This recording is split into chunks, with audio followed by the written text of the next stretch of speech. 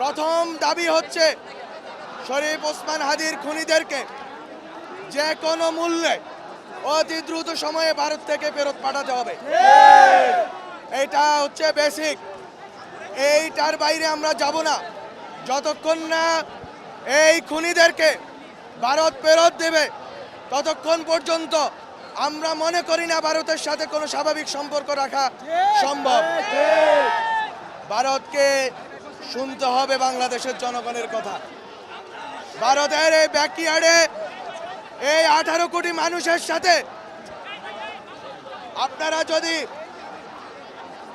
মনে করেন খেল তামাশা করবেন, আপনারা যদি মনে করে থাকেন আপনারা বাংলাদেশের ভিতরে ঢুকে এই দেশের সূর্য সন্তানদেরকে হত্যা করে পার পেয়ে যাবেন, তাহলে আমরা বলবো আমাদের যেরকম গুম হারাম হয়েছে আপনাদেরও গুম হারাম হবে।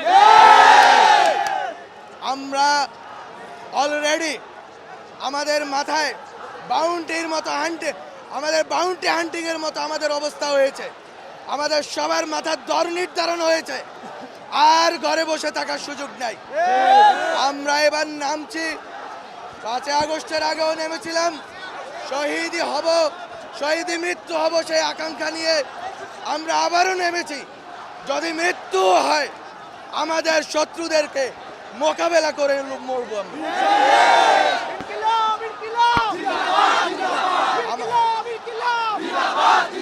আমাদের এই প্রথম দাবি খুবই স্পষ্ট, আমরা এই খুনিদেরকে ফেরত চাই।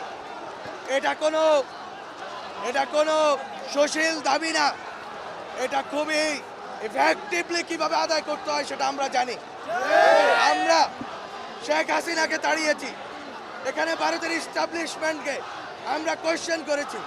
ভারতের সুযোগ ছিল, বারবার আমরা বলেছি এই দেশের জুলাইকে আপনারা স্বীকার করুন, এই দেশের পরিবর্তিত পরিস্থিতিকে স্বীকার করুন, এই দেশের রাজনৈতিক পট পরিবর্তনকে স্বীকার করুন।